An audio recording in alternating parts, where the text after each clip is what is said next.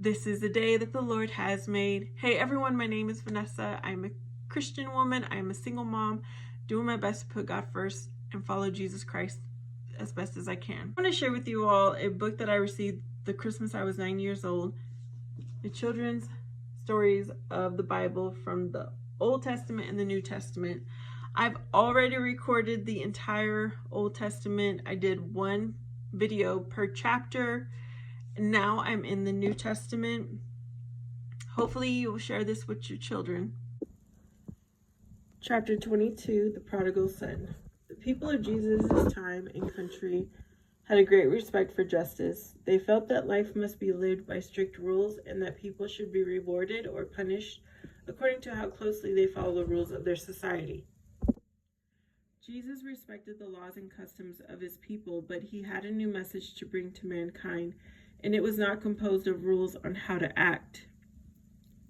It was the joyful news that the love of God for every person has no limit. No matter how bad any person is, all of God's love is there for him if he will only give himself to God with all his heart.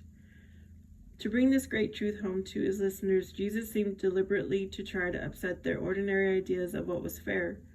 When Jesus was teaching to Perea, the last part of Israel he was to visit, he told the people the parable of the prodigal son. Prodigal means wasteful, and this son was wasteful. He asked his father for his share of wealth that he would inherit, and the father divided all that he had between his two sons. The prodigal son, the younger of the two brothers, went off to a far country where he spent everything he had in wild and foolish living. Soon he was penniless, and then his sufferings began. There was a shortage of food in the country, and though he worked like a slave, he became so hungry that he tried to eat the food that he was supposed to feed to the animals. Finally, he decided to return to his father's house. He did not expect to be taken back as a son, but to work as a servant. He knew his father's servants had enough to eat. As he approached the house, his father ran out to meet him. The boy cried, "Father, I have sinned against heaven and before you, and I am no more worthy to be called your son." Nevertheless, his father ordered the servants to bring the boy the best of everything in his house. He ordered the finest meat prepared, which meant killing the fatted calf, the prize of the herd.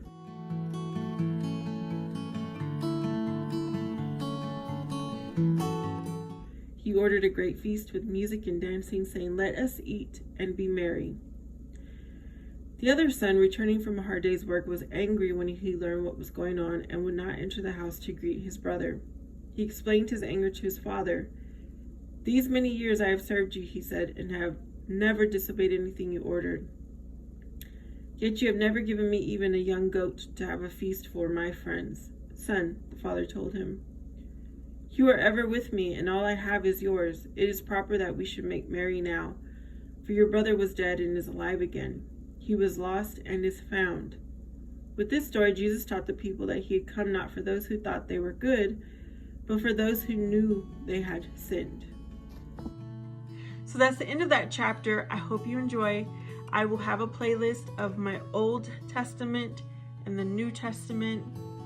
If you liked, please subscribe, comment, and I hope to see you next time.